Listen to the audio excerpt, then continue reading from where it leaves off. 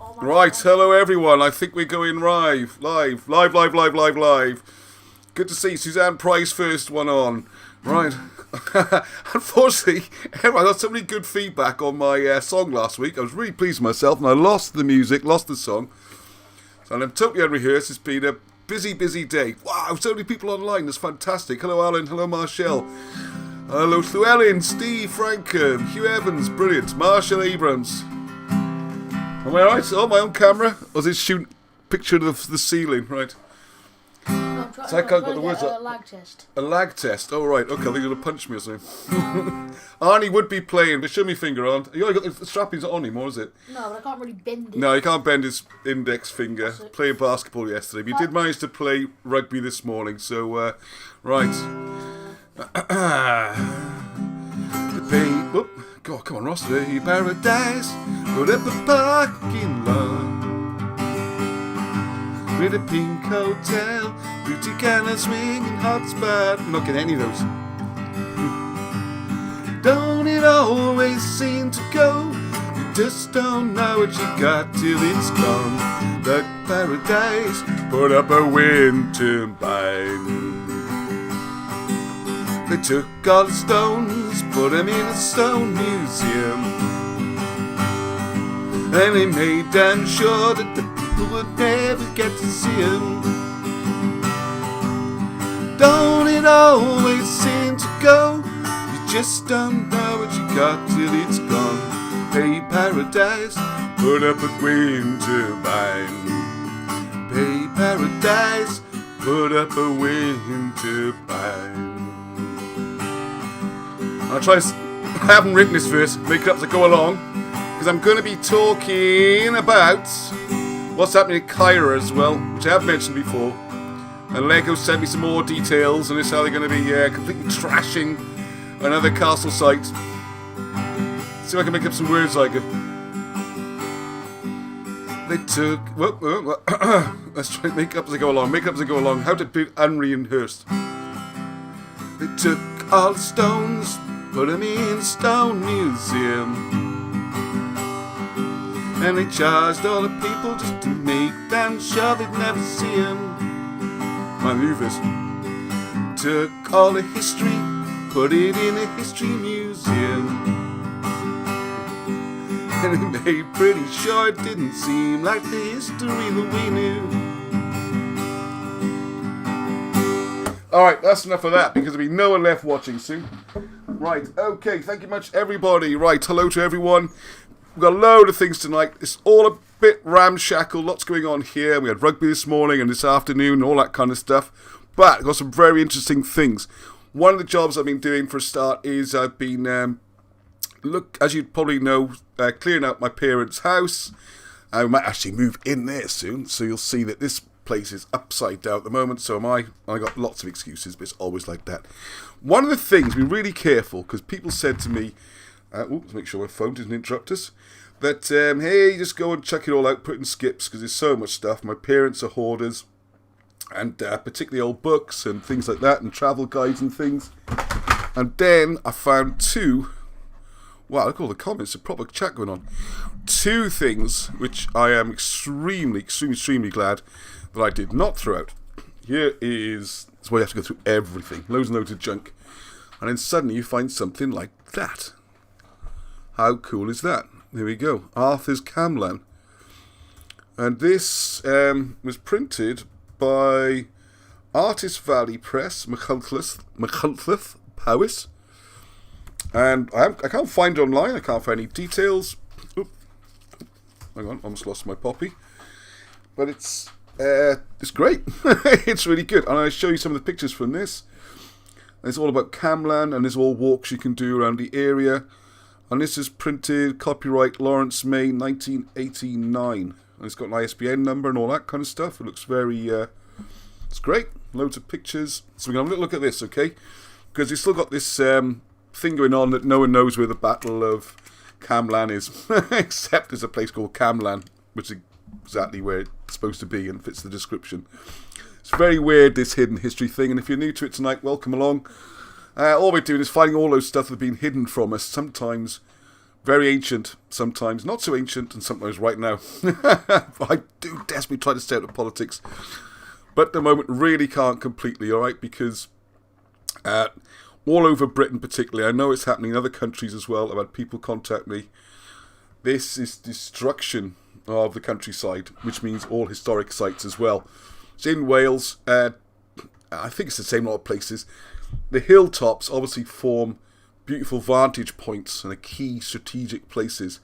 They also happen to be perfect for wind farms and trees, so that's what we're getting attacked with. And I made it back in time for Ross singing. Yeah, you did, Amelia, well done. Right, those are the conversations going on here. Yeah, we are under attack, I'm afraid.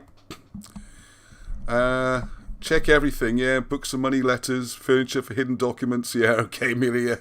You haven't seen how much stuff my parents had. We did 7 large skips and counting. But there you go. So, right, so look, where are we going to start this week? Well, I feel like I've jumped straight in a little bit. And I haven't got much prepared because there's so much to say about the things we are doing. Just to give an idea, what I'm going to talk about is a little bit about Camlan. And we've got the pictures from this book and some of the story which says in here, which does tie in remarkably well with Whistler Blackett. It's got a kind of official feel about it.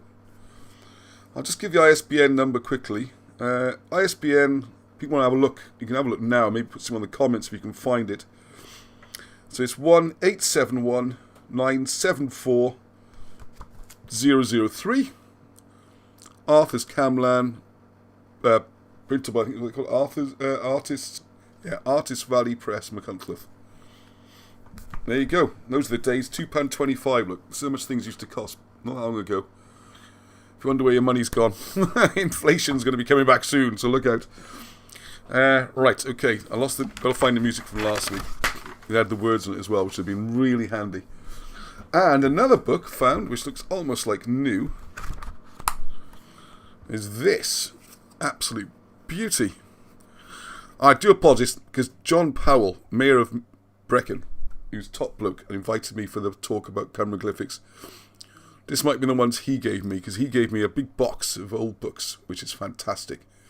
It's got a bit jumbled up. So if this is from you, John, thank you very much indeed. And this is going to be useful now. I haven't had a chance to study it properly. I just want to say a few things from it. Just to give an idea, because what this does... Ancient Siluria, of course, they refer near to southeast Wales, Glamorgan and Gwent.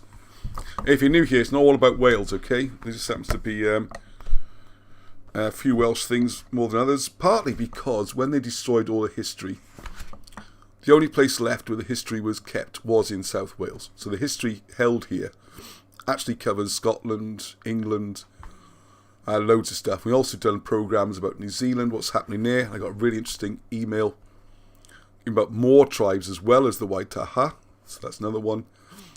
And a lot of what we do is about North America and looking at the Madog migrations. Excuse me.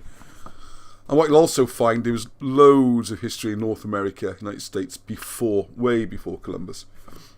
Okay, so, oh dear, a bit wheezy today. Winter is coming again. So this one read here because it's got a lot of different standing stones and stuff like that, which I want to double check that we've got cross-referenced.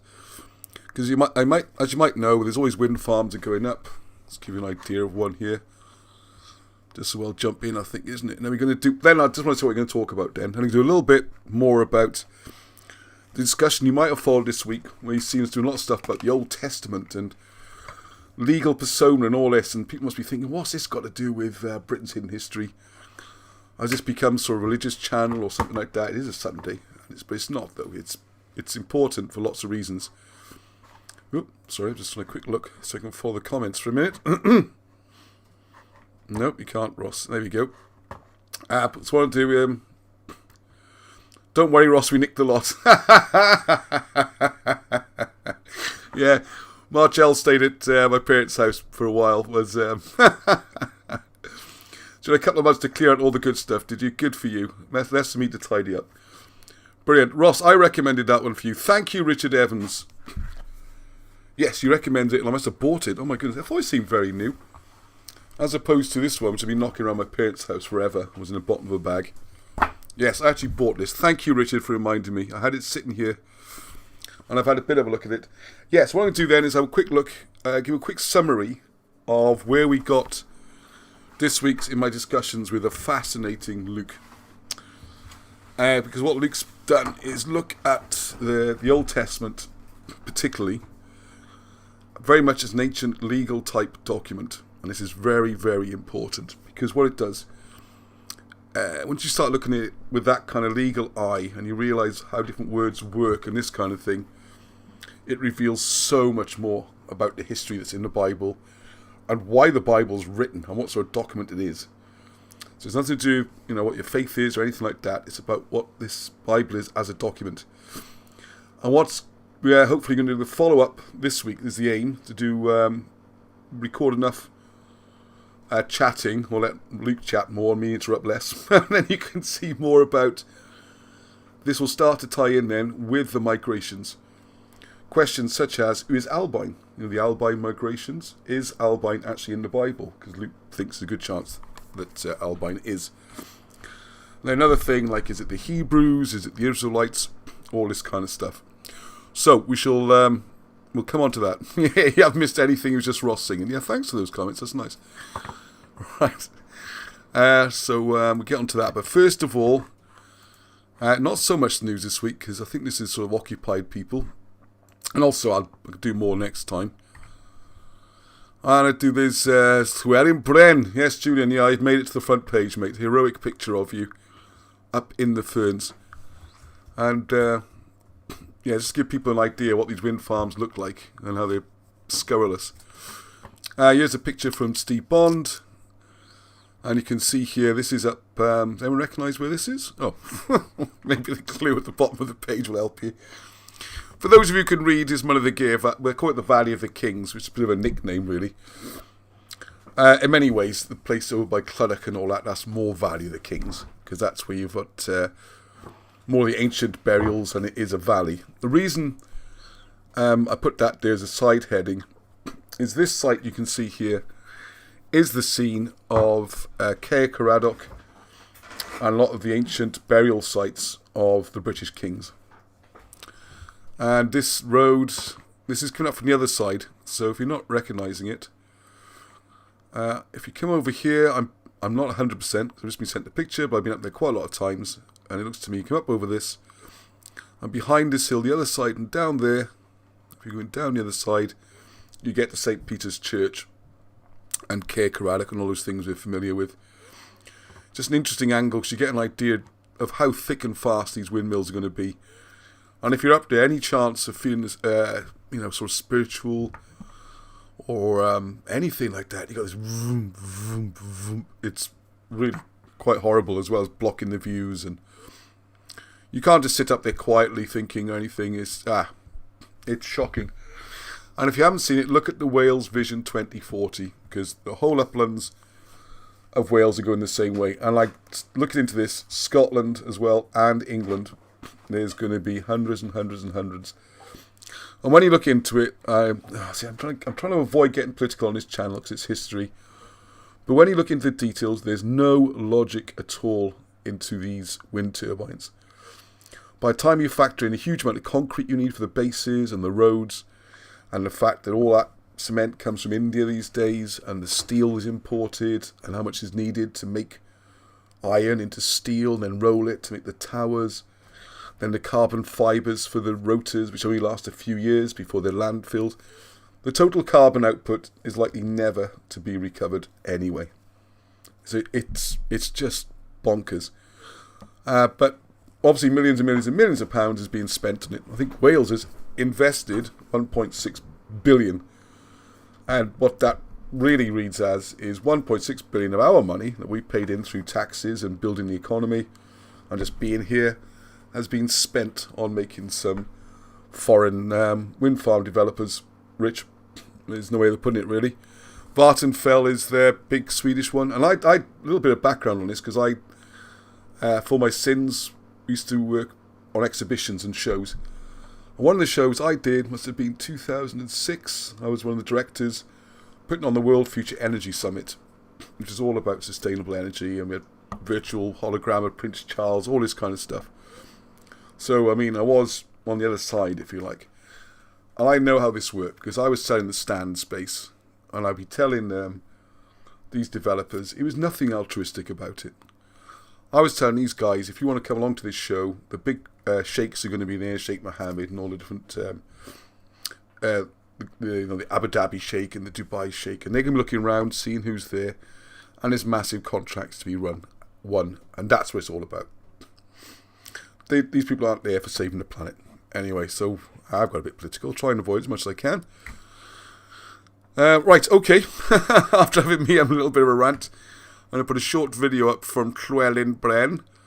He doesn't know this is going up. It doesn't have too much of a shock when he sees it. Where have I saved it? Come on. You get used to this if you've never near before. Me not finding anything. Come on, where's the... There it is, here we go. Alright, so just bear with me for this short... it's about 4 minutes. And I think he does a very good job. So I'm going to put it on. Just found another massive stone. Sorry, just go back to start. Hello, Llewellyn Bren. Just found another massive stone. Obviously not natural, obviously placed here. And as you look directly behind me, the sun is setting. So it makes you wonder. And as I can look up there, I can see another stone, so we'll go to that in a minute. So I'll ask my daughter to press pause at a certain moment. So all the time we keep finding different marking stones, whichever we take, whatever path we take off. We've been on this site since the 18th of May now. Today is the first time that we found this stone. It's been here for a long time. You can see the lichen. It's got great circles on it, just like the leper stone, the markings on the Polaris stone. So it's been here for a tremendous amount of time. We're still working on the lichenology, but I'll come back to my friend with some measurements very soon. So this again is not mapped. And that'll bring me to another point, is that when they build the wind park, like it's somewhere you could bring the kids. We're building a wind park. Tyne Howell Wind Park. Sounds so lovely, doesn't it? And all this gets destroyed.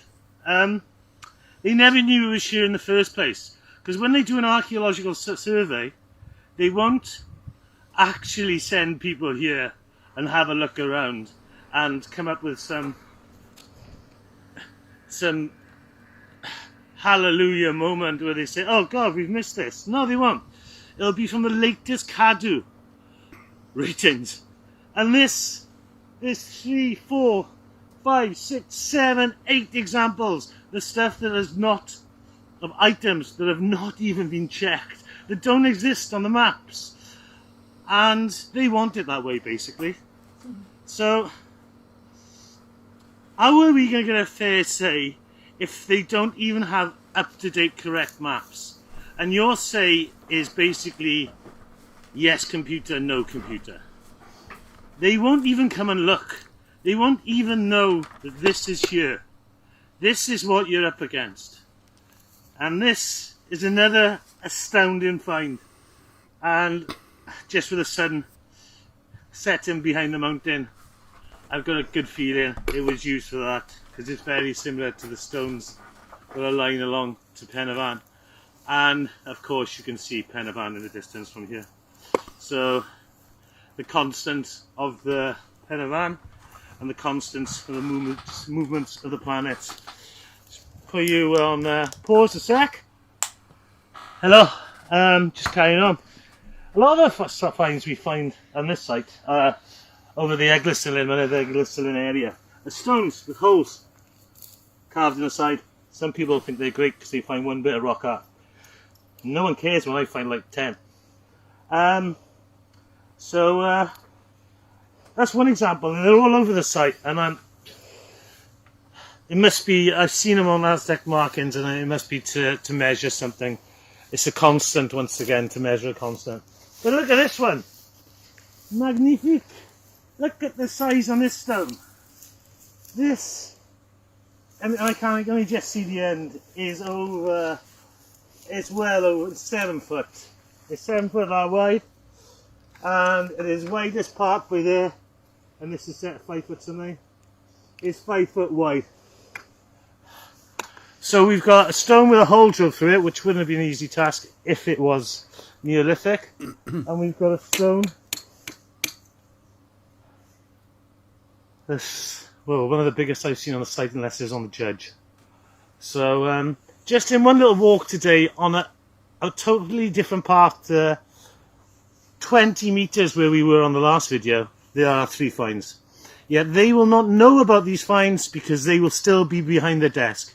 You won't see this from Google Maps. I couldn't see it last night either. All the best, Llewellyn Bren. Hello, Llewellyn sorry. Bren. Yeah, thanks for Llewellyn that. Just Bren. want to Hello, trying to stop you here, Llewellyn Bren. Last night either. I just wanted to check behind his shoulder there as well. Thank you for that, Llewellyn Bren. I put it very well. I mean, this is the problem. There's been no proper survey done. Apparently, an archaeologist is supposed to have walked the place in September. You know, the ferns are over your knees, up to your waist in some places. You're never going to see that.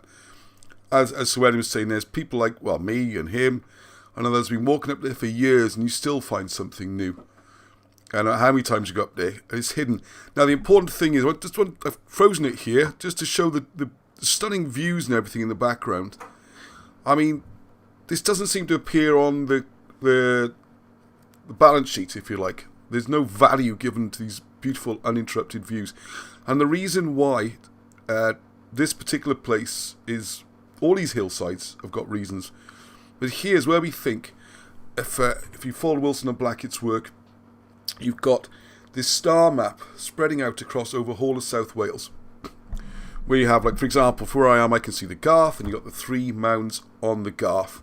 If anyone lives near the Garth Mountain, you'll see the 3 mounds. This is meant to represent the Belt of Orion. And then there's like the Motte Bailey Castle, which I used to play on near me. We call the Monkey Tump. That's the tip of the belt. And then you've got a mound. I can almost see, well, from my parents' house, you can see on the hill over there. And there's a hill up and up a church village behind me. They're the feet of Orion. You go to Morganstown and Rade, you can see where the bow is. And then with the elbow, you got the Betelgeuse star, the Betelgeuse, the red star. And that's where Castle Cork is, which is the red castle, which is on the red mound. So this whole thing is laid out, and this goes across all these hills, and it has not been properly mapped yet or worked out. But the key, in many ways, is Senghenydd Common, and it's the whole site. We've got to not only map all these stones. What we're trying to do, if you read the Mabinogi, and you see the story in there, the book 1, the story of Pwyll. Actually, I read a little bit later. You will see the story where Arthur plays a game of Pwyll, which is a little board game, which you can buy from the website. Ideal Christmas present. We saw quite a few this week, so there we go. We've got a few left, not many. We've got a few sets left.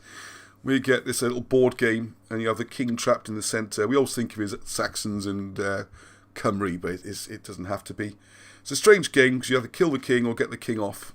It doesn't matter how many plebs, how many serfs die in the process, as long as you either capture the king or get the king off. Now, what we're trying to work out there is, I've always thought, that's why I've had to backtrack slightly, that the Polaris stone, for example, you'll see a video in the collection there, which is on Senghenydd Common. It's the tri-star, it's 3 stones, it matches Polaris. All that's fine. It's I won't say it's not disputed, because there's probably 99% of people who never even heard of the idea. But for those of us who are really into researching this idea of the Mabinogi being astronomical and providing a star map, this seems to be the key point in the centre. It's a very impressive site, and like you see over, see over Llewellyn's shoulder there. The other thing with this, I hope you saw the presentation by Gail Higginbottom I put up last week. We're looking at the landscape is the key quite often. If you get a couple of stones lined up in the far distance, like the work of Robin Heath and Alexander Thom, you're looking for points on the hills, and just as importantly, you're looking for these little valleys. And the key with this is, on only certain days of the year, you're going to see the sun sitting on this V. And it's a great one for measuring, because what will happen is, I need 3 hands here, but if we got the hills, let's go back to me again. Sorry, so we've got a valley like this, to the sun, you won't see it rising. It'll rise there, it'll rise there, it'll rise there. Then one day of the year, it'll sit, bump, right in that point. So it's a very precise way of recording days. So it's all about lines of sight and layout, which is why it's so important. You can't just dig these stones up and stick them in a museum. Like I said in the song, you can't just stick them in a stone museum. Because a lot of them haven't got anything on them much anyway. They're just there for their arrangement. This is why it's crucial. And where I've had to change my position a little bit is that rather than Polaris being the centre of this map, which covers the whole of South Wales, a lot of this we're keeping quiet, but I mean, there's no point in saying anything back now. We've just got to get the information out there. There's no point in thinking, oh, well, we found this, let's keep it quiet. It's all going to go out there. If you've got any information about these hills and that, you need to put it down now, or it's going to be gone forever. And this would seem to be, tying in what Steve Willett's doing, the whole Senghenydd Common area might be its own star map. And that's like a learning university area. So as Llewellyn Bren's saying on there, Julian, you will find lots of stones and lots of groups of stones. And I've got to put more videos up because I've been videoing up there as well. I've got to get them all up. There's so much going on. I'm going to do it all. So what the story of in the Mabinogi seems to reflect, as written, it's in Ark of the Covenant, and we'll have a new book coming out. I've got to photograph everything quickly before it's all gone and ruined. It's heartbreaking. It really is difficult to even talk about. He sits there, and you have these lights turning up and going away. It all seems very weird, like a lot of the Mabinogi. It doesn't make any sense if you just read it as a story or a children's tale. You have to understand it's all about the planets moving and how that fits in with the stars and the planets. And it would seem that this common, if we cleared it properly, the stones would then possibly give you a whole zodiac or star map just there. And then from that you would learn how the big star map works and how the sky works. This seems to be working. The information we got. Llewellyn and a few other people, Martin Hutchinson is battling hard to save the site. And we're trying to GPS all the stones in time. I mean, it really is a no-win because you don't just want to map them and show on a piece of paper. Look at that. You want to be able to get up there and check all your alignments and say, oh yeah, if I look down this one, that alignment, that goes with the Garth. So here's Polaris, there's some stones for Orion, and then 5 miles that way, that's where Orion is. And then so far that way, that's Irregulus, and there's Draco, the dragon. And this whole map covers the whole area. It's really phenomenal. And we've got more to show on that. Some major finds, very important. Hopefully I'll put those on next week's show. Just need to clear a few obstacles, unfortunately. There's no time to be hanging about with these things. It really isn't. We've got to crack on now before it's gone. Right, I'm just trying to read the comments there. Actually, could you read the comments a bit nearer? Just so I can... let's see. Sorry, as you... Do you see that? Pardon? Yeah, we'll do in a second. Right, Richard, I'm just going to read some of the comments there. Carneddly, Llywedion, on Eglwys Sillen. Oh, yeah. Tell me more of that. Richard, if you get Rich DJ, whoever you are, please send me some more information on that, because the remains of the Bronze Age burial near the Rocking Stone on Ponty Common. You can see the Garth from there. Yeah, it all ties in. Hello, Graham. The Rocking Stone, been years since I was there. Yeah, thanks again, Richard, for recommending this, because a lot of these things are in this book. I was hoping to have it ready for tonight, but as it's explained, I'll just give a list from the index in here, okay? Just give you an idea. Standing stones of West Gower. That's the Gower. Okay, well, I'm not aware of the Gower being affected right now. I mean, that's an area of outstanding natural beauty, and it's a holiday area, but who knows anymore? Right, the valleys, as they're called. So you got the stone at Gethlygare Common. That's the top of the list. You know, Gethlygare Common, very important. The Rocking Stone, Pontypridd Common. Cairn Llechat, Cairn Circle. The Klein, Cairn Circle. And you got all along the Coed Morgannwg Way. The Giant's Grave, Britain Ferry. So that's right up towards, Britain Ferry, Neath, Swansea Way. Krieger Avon. There's loads and loads and loads. No point just reading them all out. All the way up to Rhondda. And then you got all these burial chambers, stone circles, and it's all going to go. It's not like... And this is... The consultation is now closed. It was the last 2 weeks.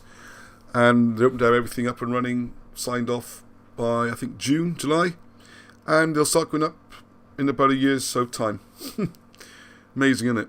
And I don't know if I missed it, but was there a national consultation to ask if the people of Wales want their countryside ruined with these wind turbines and ghastly log farms, I would call them. They're not woods, they're not proper tree planting, they're log farms. They're disgusting. Yeah, right. The sun only appears to rise, it just gets nearer to you. Ah, right, now. Oh yeah, there's something else I'm going to come on to here a second. That's quite a funny comment there. Who's that from? Taliesin. That's for a moment, alright? There's going to be, and you're going to see why this is relevant, because of where I'm going to be tomorrow evening, where you'll be able to catch me online and join tens of thousands watching, apparently. Well, not 1,000 watching live, but, and this is to do whether or not the world's... Still can't see it. Yes, right, thank you. Yeah, thanks, let me know, yes. It's where's the globe or a flat earth, and whether we have a firmament, all these kind of things. As soon as you say something like that, a lot of people say, you're bonkers, you're a flat earth person. My position is quite neutral on this, okay? I don't think either case has been proven, and we don't, as Einstein said, we don't really know what we live on ourselves.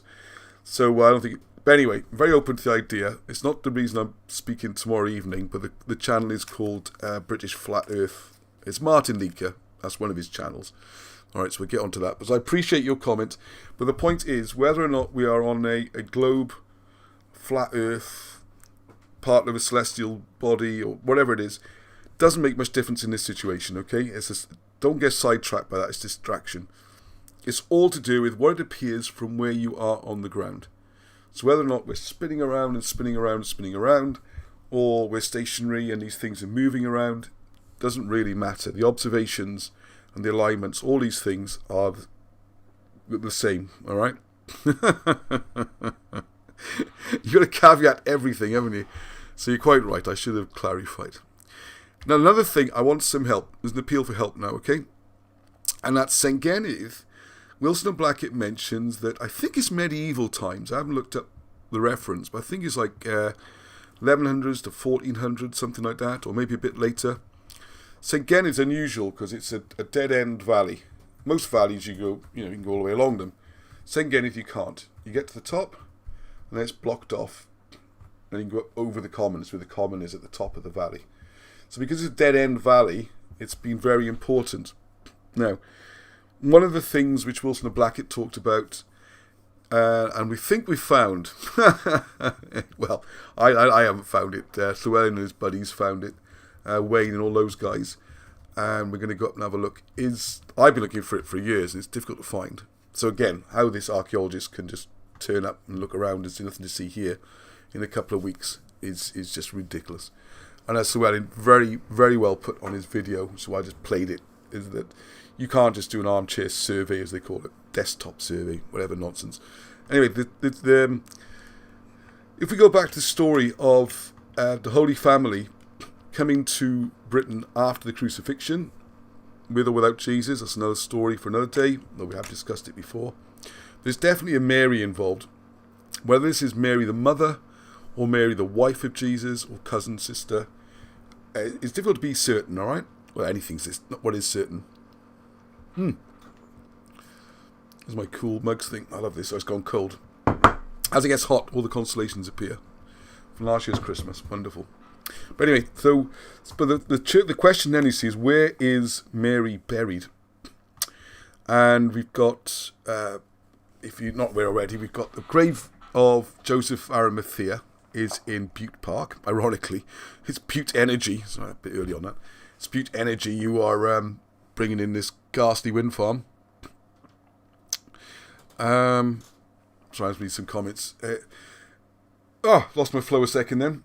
And where's Mary buried? Well, Joseph is on St. Mary Street in Cardiff, and as far as I can tell, I'm trying to find about this leper colony because I can't find details on it. This is where I need your help. If you can find about the leper colony. The only leper colony I've found so far refers to being in Cardiff, and that's to do with St. Mary's Church. So it all ties in again. But according to Wilson and Blackett, this St. Mary's Church was actually up at the top of Senghenydd, at the top of the Blind Valley, where all this is going to get dug up and everything. And with the help, well, not with the help of, they found it. I gave them some clues and told them what I was looking for, and they found it. Found the Church of St. Mary. So this could be, like it's either mother, sister, or wife of Jesus. Incredibly important, incredibly ancient. It was such an important church that in Wilson Blackett's writing anyway, there was a Saxon raid organised about 800 AD, which came all the way to Wales just to trash this one church and maybe take something valuable from it. Who knows what they took. This ancient church site can just about be seen. It's well hidden. There's no bloke sitting in an office in Glasgow who's going to spot it. But we think we know where it is now and do some more filming and record it and everything. That's going to go as well. But the other thing that struck me is this thing about it being a leper colony could be quite important to save it. Because if that potentially could mean that thousands of contaminated bodies are buried up there, never mind the poor souls who've died, it's also an area that shouldn't be touched for lots of reasons. But what difference it's going to make, I don't really know. I've spoken to people in the wind turbine industry, and this seems to be signed off the highest level. Whoops. Dropped that. First time that guitar's been in tune all evening. Right, so what we have here is, yeah, all sorts of problems up there. I won't give away who told me all this, unless you want me to. People want to stay out of the gaze, and I don't blame them. Anyway, there's been problems up there for years with certain farmers, because there's supposed to be, the other thing that's going to be lost, just so you understand, it's not just the history. A lot of the rights of access are going to go, the public rights of way, all these things are going to go as well. Such as, not the 4x4 routes there's been an ongoing battle for years and years and years. And a big thing that's going to come in is the crane paths. Cranes are very, very heavy, and they've got this high lifting. They need big concrete bases and solid roads as well. So it's not just the turbines, because then you need to put the cabling in, and then you need to put the substations in. It's a massive project, and the hill does get destroyed, okay? So when they have this mock consultation, they say, oh, we'll move them, 30 feet or something, and the stone will still be there. Yeah, but the paths and everything's going to be trashed, isn't it? But it seems that one thing we could possibly do, though, is try and, I don't know, I can't, it's too defeatist, but there will be grants available as bribes for the local community, and maybe we could use some of that, apply for it, and apply for a proper grant to do the history on this area and plot out the star maps and all that kind of thing. I don't know. There's some ideas. Alright, okay. So if you know anything, if you can find anything, please, good researchers out there about this leper colony, that might help. Now, you have to get involved yourself. If you live anywhere near hills, whether you're in England, particularly in Wales, which wants to be the, I don't know, energy centre of the world again, after the coal era, you think they learnt a lesson. After the country got trashed once and the people got screwed and no one got rich. All this amuses me. I read the literature, and it's always got a long history of harvesting its local resources. Like, thanks a lot. A long history of someone else farming it, you mean? Wind farms really do suck, says Martin. Yes, it's you I'm talking about, Martin. Yeah, I'm going to see you tomorrow night, mate, aren't I? I'm looking forward to that. I was going to put a picture up your beautiful mug, mate. Right, so anyway, it ain't just wind farms. How about this, okay? So I'm slipping into a Cardiff accent now, see, because I do drop into Cardiff sometimes, and Martin's got a corker. He's got the most wonderful voice. He's addictive. I tuned on to watch half an hour, I ended up watching 2.5 hours. So there we are. It's one of the reasons I haven't done my homework this week. So I'll give you some details about that in a minute, okay? Good to see you online again, Martin. Don't give up, Ross. This is your calling. Fight to save that hill from the wind turbines. It's going to be tough, I tell you, because this is going to the top level. In Powys, they knocked it all back, and then they just went to the government level. I will put an article up. It's, what was his name? He's got a strange name, not a proper name. And he put an article on showing how the corruption, it's a shocker. And now, like, the directors now from the energy companies are linked to the Labour Party, and they're linked to the people signing this off. And then the Welsh minister who's in charge of environmental issues is the husband of this guy. It just stinks. It really does. What can you do? Right. Cry. Cry. Don't cry, laugh. It's Sunday evening. One of the things I like to do on this show is leave you with a smile on your face and cheer you up a bit, right? It's a bit of light-hearted family entertainment and a bit of fun. Some dreadful singing, some excellent music, and then that's it. Right, so this is Kyra, and Lego sent me this stuff, and he's got a lot more information about it. I'm just going to give it an introduction tonight, and maybe put some more up. This is, I should put a map up, really. Anyway, it's near my stag, okay, just above my stag, up the Llyndvi Valley, which, without being too disrespectful and being too much of a traitor to my own area, is this and the Wye are probably the prettiest valleys in Wales, although there's lots of nice valleys. But this is going to happen to a place near you, right? Not just in Wales. This area of incredible historical importance has been abused for years. I'll give you a bit of background. For a long time, Caira means castles. So the idea was there's castles there, and but no one knew why it's called Caira. Why is it called Caira? Because it's, there's no castle. And then 7 years ago, maybe around about that, there was a problem with the trees, or they just wanted to take the trees. Hey, by the way, do you realise, there's a quick trivia question for you. Put your suggestions on the comments, please. Because I'm going to be a little bit political here, there's no avoiding it. Just to show the hypocrisy of it all, really. Because Britain is now stated, or whatever, that we're never going to use carbon. When they mean carbon, they mean coal, right? Carbon fuels or fossil fuels. The power stations now use wood instead. I know it's so bonkers. So my trivia question is, for your comments, nearest to the bull, I'll think of a prize or something, or just do it for fun, it's easier. How many trees a year do you think are cut down to feed British power stations because we won't use coal? How many trees a year? But I'll give you another clue.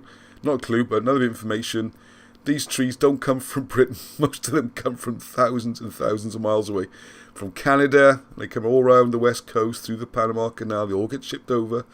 And all these trees from ancient woodlands in Estonia and Eastern Europe and these places. How many trees a year? Rather than just dig the coal we got sitting there. It's bizarre. Anyway, get back to the subject, Rossi. Wandering off again. I'm trying not to tonight, because there's a lot to cover. Right, so here we go. At the top, map. Sorry it's not bigger. I could have... there's more maps to come, right? This is the area which I've done videos on. You'll see me got Caira. We sort of park around here. Can you see my mouse on the screen? Oh, it's super small, isn't it? You can just about see it. There's a little red dot. And you come up this path. It's a good hard climb up there. Not very long, but it's very steep. And there's this amazing fortress. Oh yeah, I was telling you about the trees. It was covered in trees, so none of the locals knew why the place is called Caira. And then this tree disease, apparently, although I'm suspicious they just cut all the trees down because they want to burn them. Hey! By the way, trees give off an awful lot more carbon than coal does. Do not burn as hot, and you need twice as many to get the same overall heat energy production. They're not really a good option to coal, but there you go. How many a year do you think? Have we got any guesses yet, on? No guesses yet. Number of trees. I want to see some guesses. I bet you'll be low anyway. Right, so what we got here, this is a really important hill fort. Once the trees are gone, this is how Lego and I got to know each other probably 3 years ago. He called me up or emailed me and said, wow, we can now see the hill fort. Now they got rid of the trees, you can see the hill fort. You can go up there, you can wander around. It's fantastic. I put a video up recently. I should put a link. You can find it in my videos. Just search for Caira or something. So we went up there, and I think it's the one that's called Under Threat for the second time. Where's my mouse gone? So this is the main fortress area. Really important. It's all ties in with the story of Baden as well. Baden's just up the road. And as you can see, across here we got ancient burial mounds. And on the last video, you'll see me walk all the way across here. And there's an ancient British trackway, which is blown up. It actually runs along here. And it comes over this hill, and it goes on for miles. Some people say this is 10,000 miles old, 10,000 years old. It was right the way across Britain. It's phenomenally ancient. All right. The other side then. Where's the mouse spear? There we go. Penacastel Fort is the one you've seen me walk to last time. It's only a little fort, and that keeps an eye on the valleys that way. Which we got a... Who knows this for sure, but it's a good chance we think this goes back to 500 BC as they're part of the original landing defences area. It was certainly active in the 6th century, which is 1,500 years old. You kind of think if this had been anywhere else, maybe they'd make a fuss and put a museum up there. I mean, I remember, the Elgin marbles and all the stuff we looted from Egypt and all that. It's in the British Museum because, we're to be trusted and they don't look after their things. Well, look what's happened to our stuff. So what we got then is the map at the bottom of the page, which looks fairly innocent, doesn't it? And if you can't read it, you've got Alpine Zone right on top of the fortress area.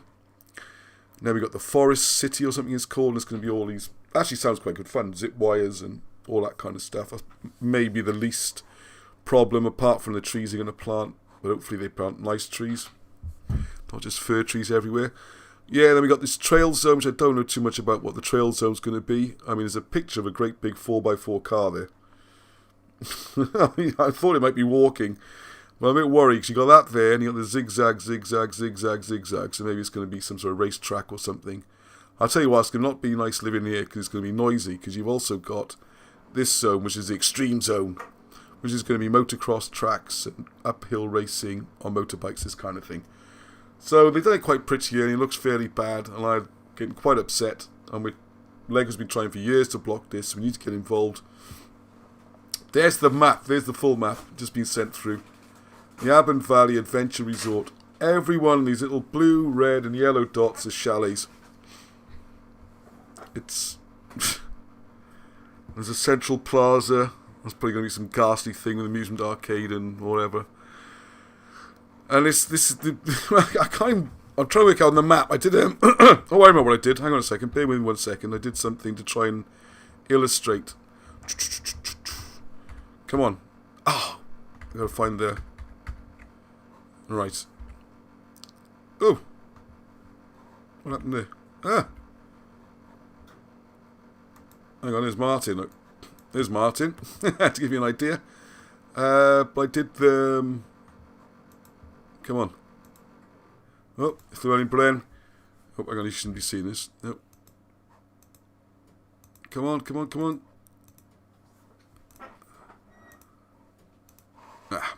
I thought I'd done this so we could have a look at it and fade it in and out. Alright, well, you get the idea anyway. Let's go up one. This is what it's like now. It's pretty much unspoilt mountainside. Oh, it's a bit spoiled. The reason it's so brown, by the way, is because all the trees they keep putting in and they harvest them down, leave it like World War I, and then plant other trees. They don't put nice, like this greenery around here. Right, so there we go. There's another heartbreaker. Okay, this is what's going to be happening. These huge developments going on all over the place, okay? So I'm going to do more about that, try and do more videos about it. I don't know how to do everything, but I'm going to try. Affinity photo slide. I can't find the affinity photo slide. And one more go. Oh, here's an idea. What's that? Start a campaign fund, Ross. Yeah, I agree with starting it, but I mean, you have to work out what we're going to do with the money, isn't it? I mean, what are we going to use the money for? What are we going to do with it? That's what we need to do, I think. First of all, if we say, well, we're going to, make a museum, once we got some, we can put a budget on it. I mean, just throwing money at a problem, I mean, I don't know. I know everyone wants to help and want to get involved, and I want to as well. I just don't know what to do. It seems it's done at the highest level. And it's such a mantra and ideology that everything's saving the planet, and if you disagree with this stuff, therefore you hate the planet or something, it's just difficult to do. Even if you try and explain that the wind towers do far more damage to the environment and shipping the stuff all around the world and the amount of carbon produced, there's no defence for this at all. None. And why would you burn trees? I don't think anyone got the answer anyway. I'll just let you know, it's 25 million trees a year cut down to feed British power stations. So cutting down living trees, 25 million a year, which don't burn very hot, create enormous amounts of carbon. So much that they soot up the inside of the power stations, and they need to spend 2 months a year being cleaned, as opposed to 2 weeks a year with coal. And then in the ground, you've got the best coal in the world, anthracite coal, which burns very clean, very little pollution, lots and lots of heat, far hotter. If you ever tried cooking or heating your house with coal as opposed to wood, you'd know what I mean. But for some reason, using dead plants that died millions of years ago, presumably, well, I don't agree with the dating, but let's go with that, is not good. Whereas cutting down ancient forests and killing lime trees to burn is. No, we're not, because I can't find the slide to work. All right. So there we go. So there's Martin. Wonderful. I'm very excited he's got in touch. We had a little chat on the phone. We got really well. I'm just so excited about tomorrow night. Comes a range of subjects, and Martin has said he's been into Wilson and Blackett for decades, and then he suddenly saw the channel, saw the stuff we're doing, so he's very interested. So there's a link. I'll put the link in the description as well. I think it's going to be. Pastor Martin can put in the comments what channel it'll be on, if it's going to be live or when it is. Just keep an eye out for that. All right, and he's brilliant. He's absolutely brilliant. So I've now got a new thing. I while away the hours in my evening watching Martin. It's by the way, it's good Cyberman helmet. It's not quite as child friendly as my programs in some ways. It's quite adult, but not in an unpleasant way, just in a funny way. Okay, so there you go. So hope people give Martin a look and check me out. Right now, on to the big subjects. What time is it? Oh, 9 o'clock. I just waffled on, didn't I? Yeah, the whole planet's made of carbon. We're made of carbon. Yeah, I don't know. There we go. I don't understand it. I understand why. I mean, are people really that greedy? They want everything. They never have enough. I mean, I'm like doing all this, so I'm sure I could be earning more money somewhere else doing something. You know, it doesn't make any money at all doing this, but it's got enough. Don't need much, you know. I've got my clothes, and you know, I'm happy. You know, there we go. I've never seen the reason to be like crazy rich or a billionaire or something. You know, I don't buy lottery tickets because I don't want to have 100 million. I don't want, oh my goodness, responsibility would be awesome. Yeah, 100 million would be cool. You'd like the 100 million, wouldn't you, on? I could get like a 10 grand sim setup. A 10 grand sim setup. Yeah, it's wonderful how your children work out, isn't it? Nothing out of your small fortune. My small fortune, I think 100 million would be more than a small fortune, but thank you, on, yeah. It's amazing how your children work out, isn't it? Because I do all this non-material, philosophical, spiritual kind of look at life, you know. You grow as a spirit, and that's what makes you happy. And then when you get rid of your dependence on stuff and desire for stuff and envying stuff and showing off your stuff as opposed to other people's stuff. You don't have any of it. I don't have to have any of it. Arnie's ambition in life is to have what, a Lamborghini in a house big. Ferrari. Oh, Ferrari! You know, you got off Lamborghinis. No, that was years ago. Ferraris. Oh, sorry, not the Ferraris now. And have a great big house where you can have big enough for his own Lego studio. Are you still on the Lego studio idea as well? You moved on a bit from Lego. Thing? Oh, that was part of your deal. You would make enough money, you could retire and become a full-time Lego developer. Oh, you moved on from that. I'm getting embarrassed now. Excellent. Good. It's good to embarrass him a bit. He always embarrasses me. I could be an esports driver. Esports driver. There you go. He's working on it. So there you go. You can't win, can you? There we go. You can't force your views on other people, all right? You can only try and be an example. I'm failing dreadfully. Right. So here's some of the videos that. I'm going to stick. Right. Let's have a quick look at the chat a second. What's your channel, Martin? Yeah, put it up, Martin. Has he gone? Has he left? No, here he is. Organised conference. Oh, he does lots of stuff, Mark. He's like 4 channels. And they're all like tens and tens of thousands, like 90,000, I think, people. It's just because he's cool. No, I wanted to say, I'd be a bit unfair on Martin there, because the reason I stayed on, he's got a very nice chat, and I enjoyed the first half an hour or so, and then suddenly he went into like loads of information. The amount of research he puts in is off the chart. And he acts like he's not such a smart guy. He's really smart. And there's loads of pictures and ideas, things from history you could look at, these sort of occultic things and what people are trying to say. And one of his theories I really want to talk about is that there's 1,000 years of history that just never happened, and they stretched out the timeline. And you know I love chronologies and timelines, and I'm very interested in that as well. I think that's going to be quite interesting. Keep having the ambitions, Arnie, says Marshall. I'm with you all the way. Thanks, Marshall. It's nice to have stuff, though. It's better than not having stuff, I suppose. Don't let go of your dreams. Boom, boom, John Griffiths. Don't let go of your dreams. Yeah, it's not so much about greed, it's about control. Yeah, there we are. I guess I've got the stuff I want anyway, so I shouldn't really comment, should I? I just don't want very much. Right, okay, so I'm just going to talk about Luke now. If you haven't seen any of these videos... oh no, I lost my... This poppy keeps falling off. Oh, so I wasn't meant to be a sign of disrespect there. You might not be able to see it, the red against the red anyway. I wear a lot of red, don't I? There's a reason for that. That's for another day. Can you see that? I hope so. Right. Now, if you haven't seen these videos with Luke, you look at those titles and think, what's going on here? This is like, you know, one of these religious preaching channels or something. What's this got to do with Britain's hidden history? It's not obvious at first. It really isn't. And with 3 videos in, it's still not obvious. But it's vital.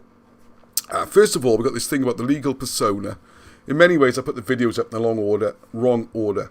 Now, if you haven't seen these videos, or if you've seen part of them and you're a bit confused, Luke has put together a presentation where we're going to, or he really, rather than we, are going to review and do a little consolidation of what we've done so far, just to make it a bit clearer. Because we covered an awful lot of ground and it's a bit complicated. Now, the main points are, the Bible seen as a contract and who the people are in it. And what you can also see very clearly in the Bible is there's many gods, not just one God. Might seem a bit weird at first, and it's not an attack on any religion or Christianity or anything like that, but there is more than one God there. It's very clear. And what's interesting is it's more obvious when you look into how the definitions of the words, and this is the key. What Luke's opened my eyes to is that words are specific definitions, and sometimes in the translation it's not obvious they're different. Like the word God, as opposed to Lord God or the Lord, they're three different entities. It's not three different ways of expressing the same entity, it would seem. So you look at the definitions of these words, and they've got there's the book, the concordance, you can find out what they mean, and then you can see actually talking about different gods, which gets very weird. I mean, the weirdest verse of all is Genesis 1 verse 1. You could, well, we have spent, when we're off camera, hours just discussing what that one sentence means. Because it's, who is the God? What is the heaven and earth he's creating? Why is the heaven and earth in lowercase? Why does it change case later on? You know, it's a cool thing. But where it comes into hidden history is very important. So you can sort of, if you haven't seen the first three, you can pick up from where we go on, because there's going to be quite a few of these videos, is working out who was Albine. Is Albine in the Bible? Is one thing. I've actually made some notes for once in my life, because I've got questions for Luke, which is going to be another one. The next video, or next but one. Yes. Yeah, another one is that he's going to go antediluvian as well, pre-flood, where Luke is going to propose something about Armenia being particularly important. And I also noticed, I'll show you how I noticed it in a second. If you go to Isaiah 37:38, Armenia is mentioned there. And the big one's going to come in, which we're going to get onto, is, and I am plot spoiling a bit, but I have to explain why we're doing it. You can't win sometimes, because if you don't say what it's about, no one watches it.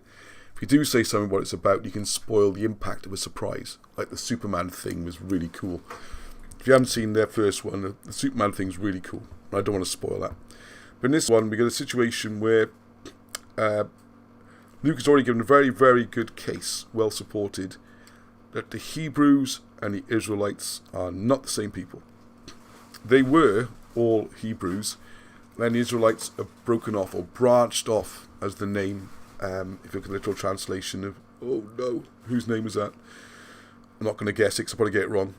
But it's, well, they're one of the well-known patriarchs. Is the breaking off, and that's where Abram becomes Abraham, and that's where the Israelites start. And what Luke has shown, that's where they go from polytheistic, multiple god religion, to monotheistic, single god religion.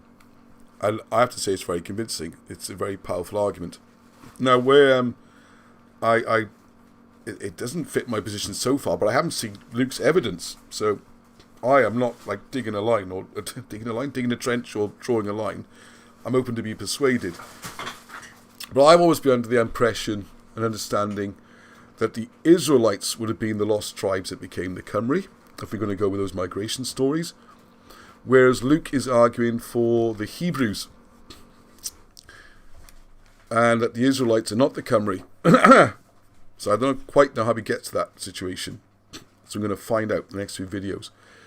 And then we're going to go on to who Albine was, who the Hebrews are, and why it's them and not the Israelites. So there you go. So it is directly related to, and then of course then you'll see it through who the Cymry are now, why they're this sort of despised people, why they get such a hard time off everyone, and they've just been years and years of terrible treatment. But we keep smiling, innit? Oh, I had to just mention this.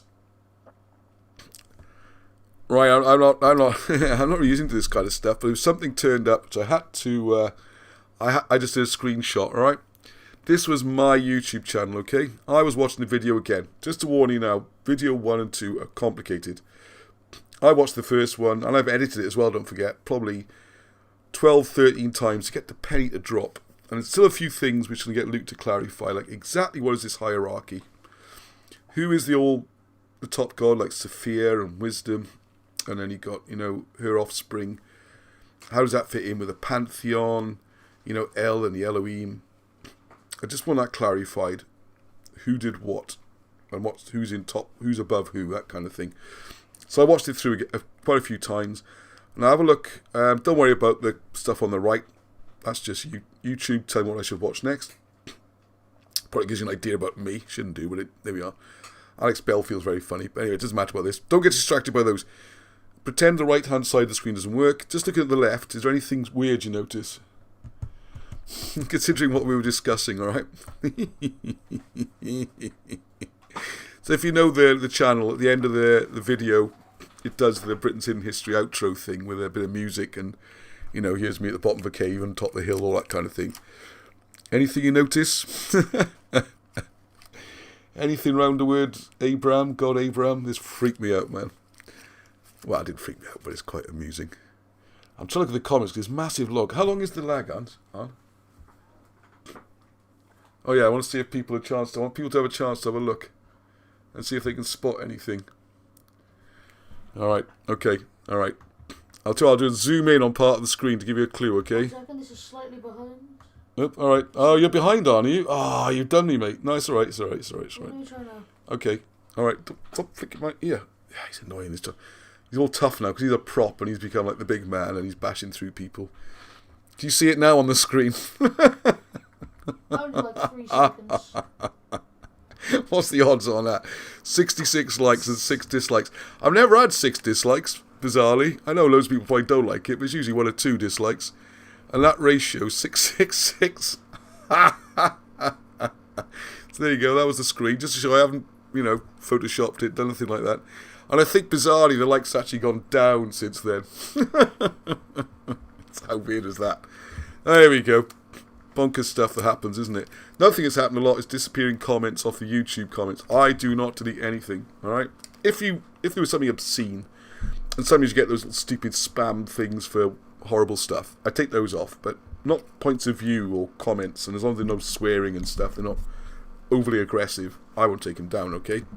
Like there's one comment, so if you're watching this, John Toffee, whoever you are, nice name, John Toffee, you guys might like my blog, Mabinogi in Astronomy, great work, keep it up. Thank you for the comment. It came up on my thing, and I was oh, that sounds interesting. Let's ask John for more details, and it's gone. I don't know why. And there's loads and loads and loads of comments disappearing. I don't know if it's just their software and it's just so big. I'm not claiming anything malicious here. I'm just saying, if your comment goes, don't be afraid to put it up again, alright? Because weird things are happening with YouTube, okay? And particularly you, Mr. Toffee, please send me an email, ross@cameraglyphics.com. I am very interested in Mabinogi astronomy. I'd like to see if it's related to the Wilson and Blackett stuff, okay? Oh, Leon plays us out. Not going to play us out just yet, Leon. We haven't finished yet. Because I had other things to talk about. Oh, yes. Right, hang on. You have to look at me now, because what I do is scatter through here, because I haven't had time to do a brilliant job on this, but I do have... Come on. I've got so many windows open. Too many windows open. Right, here we go. Now, I was doing photographs for the cricket club. Another thing that's taken up time.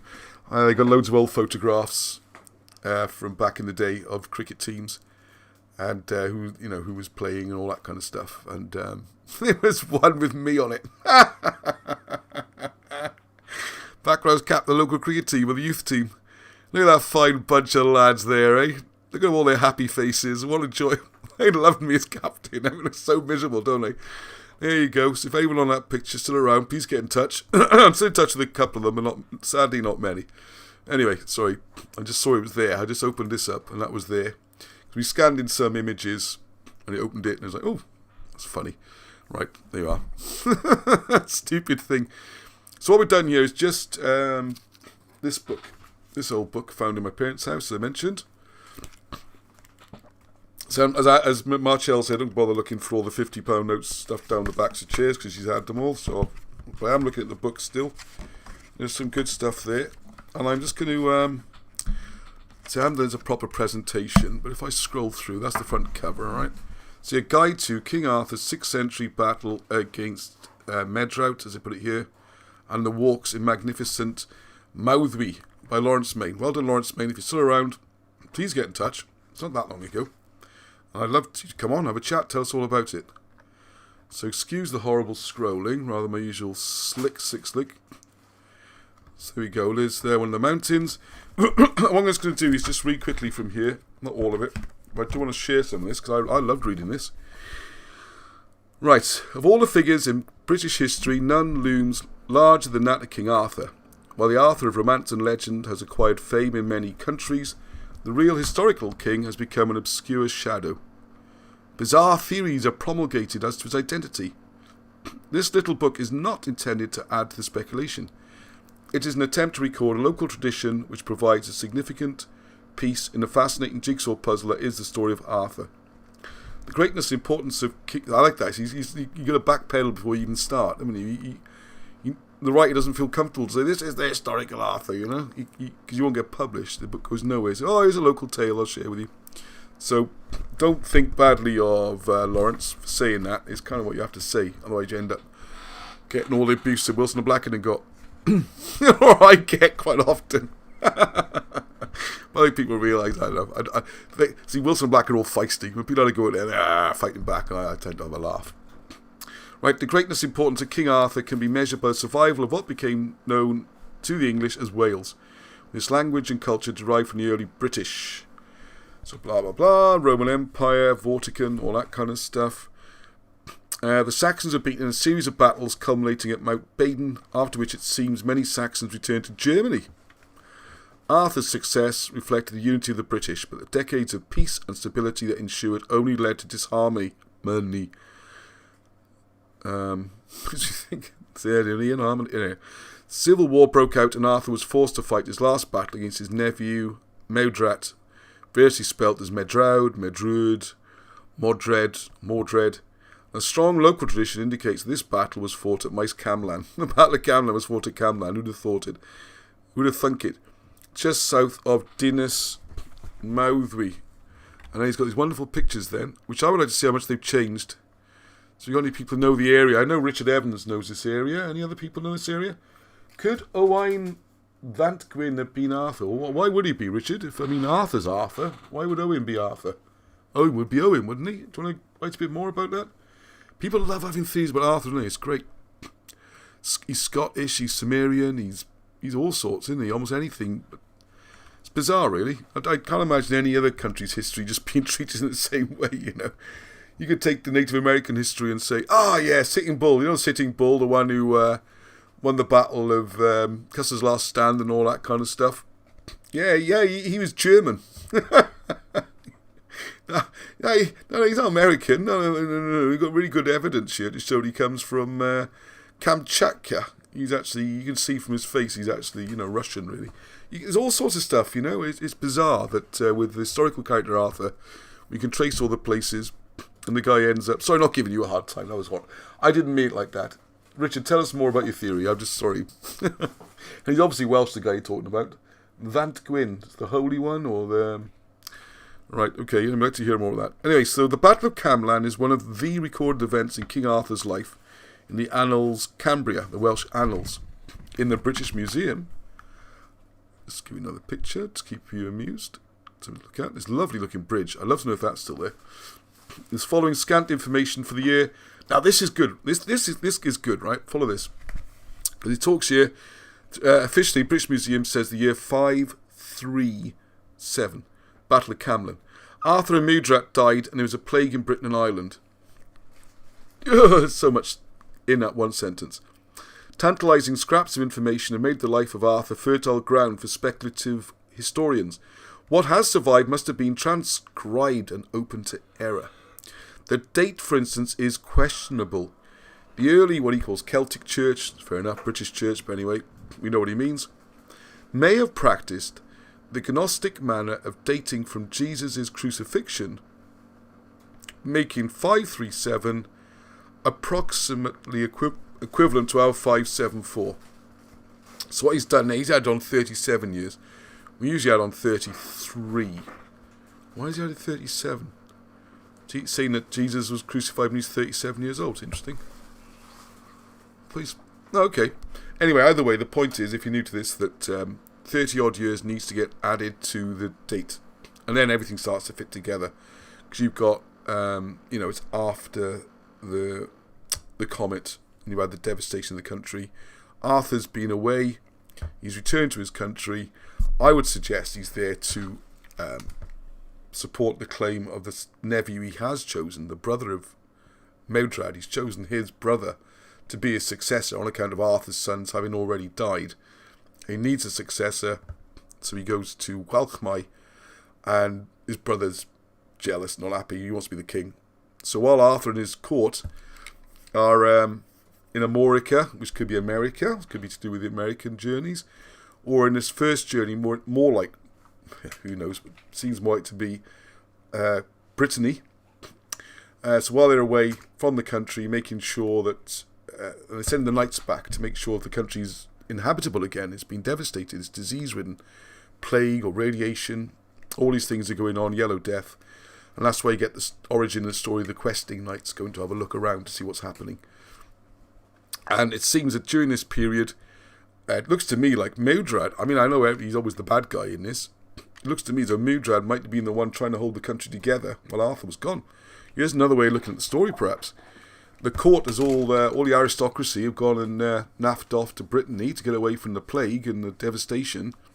And Mordred has gone in there and tried to rally the people and hold the country together. We shouldn't assume Arthur's the good guy, that's what I'm trying to say. He did some pretty horrible things. You needed a beat tough guy if you wanted to have a country that survived. If you had a softie, you had some liberal arts student, your country wouldn't last 5 minutes. You'd all be slaves. Right, okay, so we get to 574. Tradition also insists that King Arthur wasn't actually killed at the Battle of Camlan, but suffered a grievous wound. Sometime in the 6th century, however, it would seem that Arthur and Mordred fought each other at the Battle of Camlan, which local tradition locates at Maes Camlan. There's some lovely pictures, isn't it? Shame they're black and white, and they're really faded. It's not we've done a bad job, they're kind of really faded, a bit rubbish in the book as well, really. Just how it goes. But it gives you a good idea. It'd be nice to go back and do comparisons. So I went to Camlan when I was with Hugh Evans. Best wishes to Hugh. I hope you're going well. We'll see each other again soon. Another trip up there. And people started buying his first Zodiac book, which is really good. And I've got to get those videos up and tell you more about it and show some of the wonderful adventures we had right up in this area. One of the places we went to is Camlan, because it's like the sort of... I was almost very rude then, wasn't I? So it's a valley shaped like this. And this represents Taurus in the Zodiac.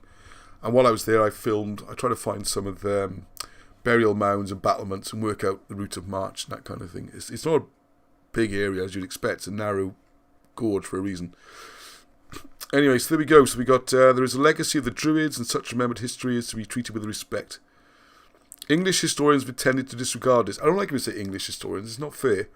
What they mean is sort of there's this kind of mainstream as aristocracy or something. Is not even an aristocracy really. Is a kind of, or what Wilson and Blackie call the Invisible Kingdom. You got like the 4 main nations of Britain, then you got the 5th one, which is the invisible one, which actually runs everything and controls everything. And they're the ones who've changed the history and that, because they've done it to the English as well. It makes no difference. Well, the Welsh language has been another barrier to academics trained to understand Greek and Latin rather than the language of the British. This is quite punchy in places, this booklet. I was hugely impressed. Welsh records are clear, however, that Arthur was the son of Meirig, son of Tudrig, King of South Wales. He became the overall warlord of all the British in the face of common foes. Married to Gwynoeva, he had at least one son, Gwyda. The Mabinogian tale of Culhwch and Owen has this son killed by Twrch Trwyth, probably a reference to the Vandals. It's all in here. I guess he's read Wilson and Blackett, this guy. At Cwm Cerwyn, near Nevin, Dyfed. So he was killed near Nevin in Dyfed. Interesting, Nevin again. Maybe not Devon again. Nearby are the Cerrig, Meibion, Arthur, the stones of the sons of Arthur, said to be monuments to Arthur's sons. So there we go. So I'm going to do more on this. I'd really like to get hold of, if anyone knows, or get in touch with Lawrence Main. I'm going to try this. There's no obvious way to get in touch here, really. It's got some cracking stuff. I hope no one's upset with me showing these. They're not cooperative. I mean, it's 30 odd years old. I can't find it. It's not in print or anything. Was there a lake here just west of the old railway station? Or these just earthquakes of the original Dinas? I'll tell you something I just spotted as well. Did anyone else look at this? What's this? The old shoreline north of Dinas Mouthwee Junior School. This could be anything. But having gone to an awful lot of burial mounds, it doesn't half look like one. It could just be earth piled up, alright? I'm not putting reputation on it or anything. And the way the trees, it just strikes me. Let's have a quick look. Arthur was born in Mentramyrig. Is that Pentramyrig? Could be a typo. Alan Rees. Myrig was Arthur's father from Wilson and Blackett. Yes. On the way to Talaclean from Dolgellau. So I've got my mother's family's Talaclean or Talaclean. Talaclean. Oh, my brain's gone tonight. So here we go. So I hope you enjoy some of these pictures. There's a 17th century porch of Saint Tadejo. The date carved over the inner door is 520. Wow. 520, 6th century. Now, one of the things which I'm just going to quickly point out here, because Martin's show on reliquaries and this missing 1,000 years has got me fascinated, because I've been on about 1,000 years. I'm going to have a chat with Martin about some ideas. But here's an example. You see the nice big 6 clear 6? Nice big clear 4, nice big clear 1. So is that a 1? Or is that a letter or something else? And this is actually the year 641. And then you get into this whole idea about are we now living in 2021 or 1021? It's a big subject. That's to try and... Maybe we'll get onto that tomorrow if Martin's still there. I think he's gone off. He's got things to do. He can't watch much of this. Right, so he's probably started his 3-hour marathon for the night. Right, I'm still here. Oh, he's there. All right, thanks, Martin. I'm looking forward to this so much, you've no idea. Right, Lawrence is familiar with Wilson and Blackett, Richard. And give me a call, Ross. I knows him. Richard Evans, honest to goodness, man. If I had 50 Richard Evans, we'd have this in every university take over the world. Richard Evans is the one who arranged arranged like he had inside contact. He made the effort. And he happened to know a producer from radio, BBC company, S4C. So S4C. And he's the one who got me onto S4C and an interview about cameroglyphics. It's brilliant, People, if you know people or things, make your own video. I'll put it up here. Or spread the word. Until I ask one favour, for if you're not in a position to, produce great research or photograph, you might live thousands of miles away and you think, well, I can't get there, I don't know anybody. Just take the URL, the little bit at the top of the page, which shows the address of this video, and email it to one friend. There you go. That's your job done. And conscience clear for another week, all right? Because we've got to get the word out there. All right. see, this is great. I can imagine some idiot like me coming along going, Floybird. Oh, hang on, what's that? I can't see it now. What is this? I don't get rid of this stupid thing on my screen. Go away. I don't want this. Go away. Floyber Cahoides. Floyber Cahoides. Oh, Cahoides. I can't find him in any of my books. And it says public footpath. Here we go. Some maps. These are the 8 maps you can do, 8 walks. Oh, Richard, I'd be so delighted to hear from him, man. You can tell him from me, I'm extremely impressed with his book. Might even reprint it if he wants to. How about that? And there's the walks, and it's got the elevations, and I love it. It's hand-drawn and stuff. It's authentic. It feels real. Elevations, it's awesome. Awesome. That sounds a bit American, doesn't it? He's hand-drawn, these, look. All these maps and everything, and the whole story. I like to do a whole thing. If I get an interview with him, even better. All right, he's getting pretty late. Getting on towards your bedtime. No. Yeah. The view looking north. Right, Hugh Evans, you still on? Because I know Hugh's busy. He's got things he has to do. But if you're there, Hugh. Are you there, Hugh?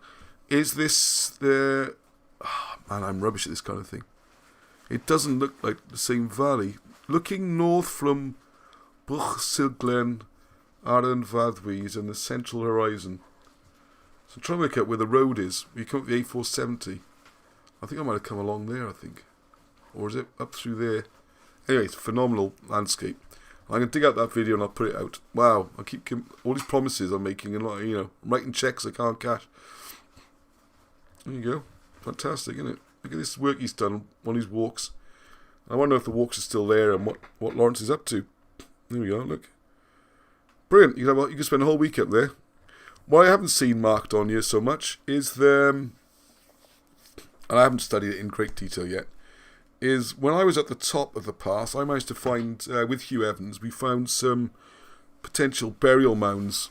They looked like a battle site, and a couple of ridges which looked like a last-ditch defence. These are last-ditch, ho-ho. There you are. So lots of stuff like that. There's another walk.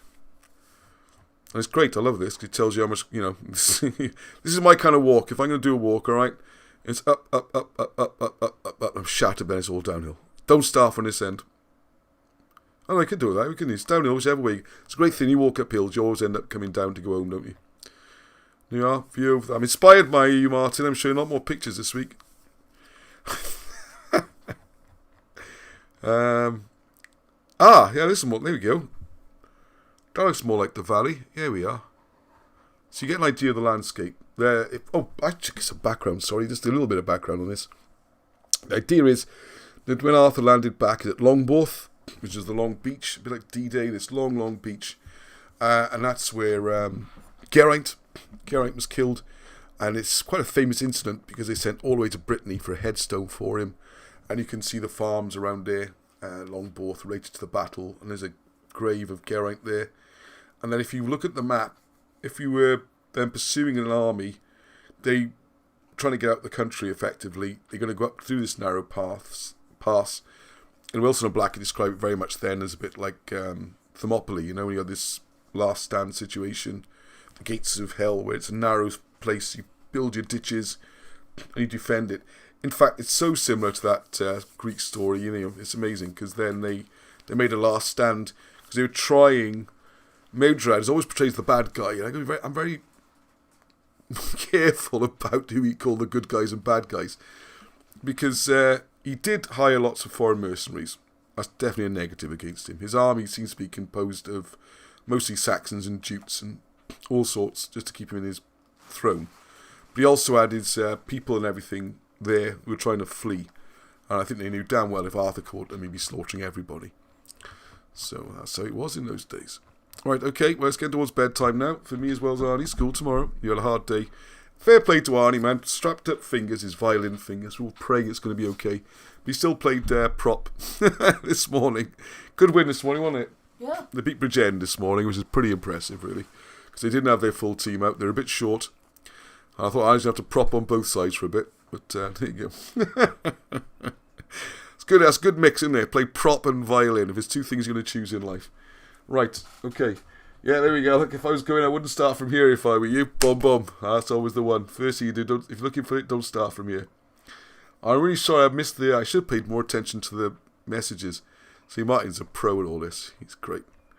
Look at these lovely pictures of people on these walks. Isn't it fantastic? Right, okay, so I think we're done on there. Thank you very much for everyone. I'm sure there's other things I'm going to say tonight. It seems to whiz by. Oh yeah, these stones, I'm going to do something more on that. So please stay in touch. Don't be put off the Luke interviews if you think I don't get into all that religious stuff, because people get all whatever. Yes, I agree. I tend to avoid those channels as well. And I'm not preaching and no one's trying to convert you or in or out. It's not like that.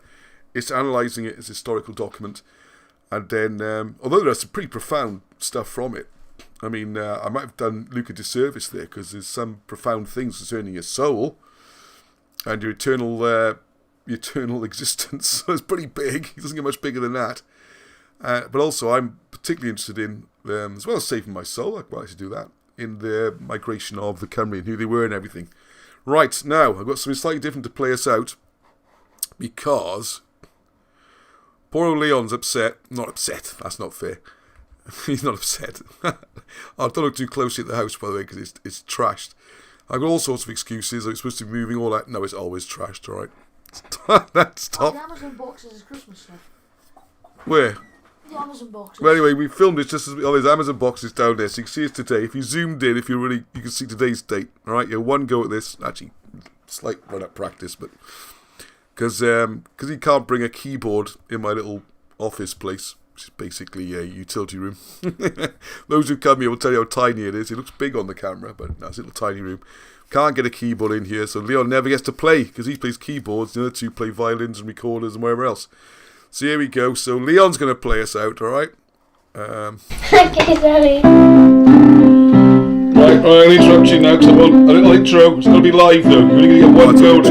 You're going to get one go, alright? One go. It's got to pretend. Play at the end of the show, okay? Go on, pick something to play, go on. And I will say goodbye to everyone. Mistakes, whatever, it's going to go in, because this is like live. Alright, go on. Films are fantastic. I tell you, everyone who's seen the Luke films has loved them. So if you haven't seen them, watch them. He's an incredibly clever guy. Thank you, TS. I appreciate my efforts. Thank you. Yeah, and please try and Sing as well. Look out for wind turbine coming to a hill near you and a forest.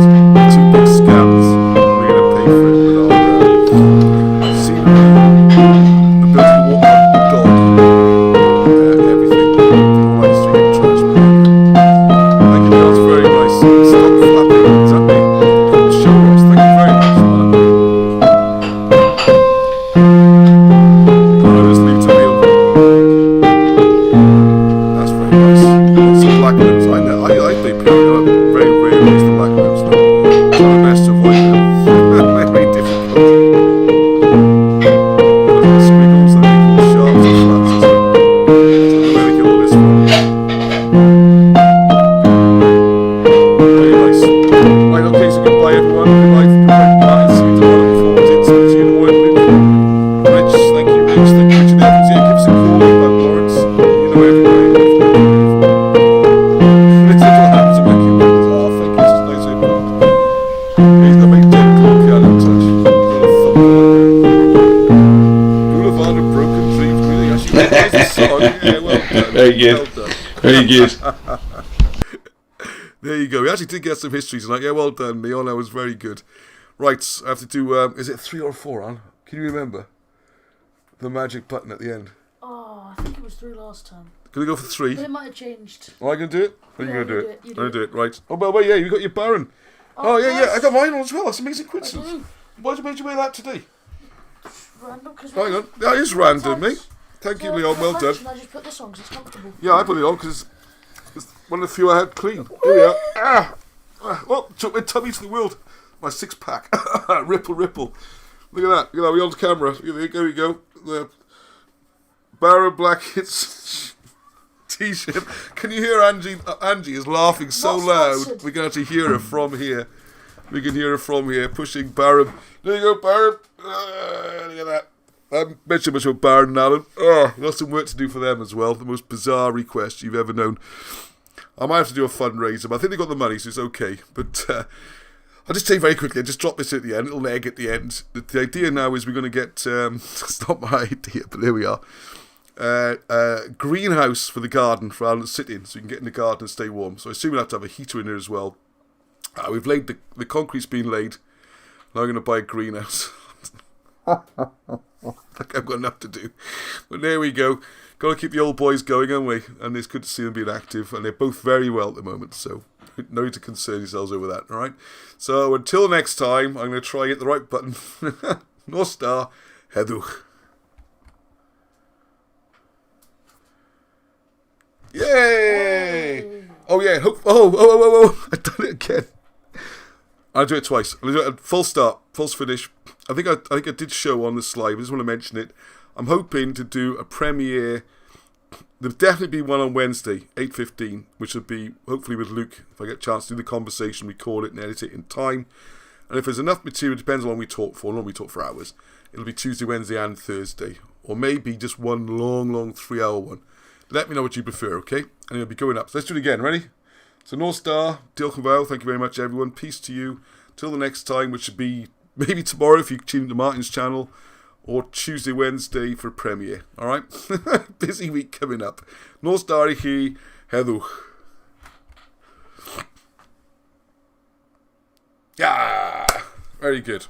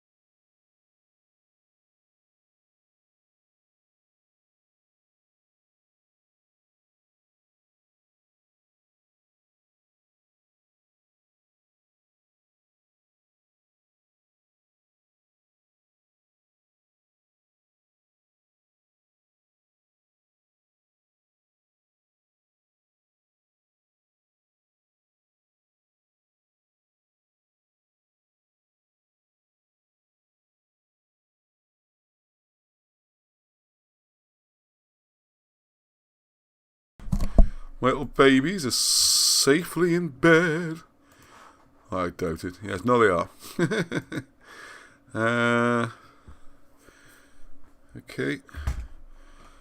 Just give you a chance to say goodbye to each other. If you want to swap an email address with someone. And don't worry about putting it on public, because what I'll do is I'll trim this last part off anyway at some point. Or just... Right. How do I stop this? How do I stop it? It's going to be on all night. There we go. Alright everyone, good night everyone.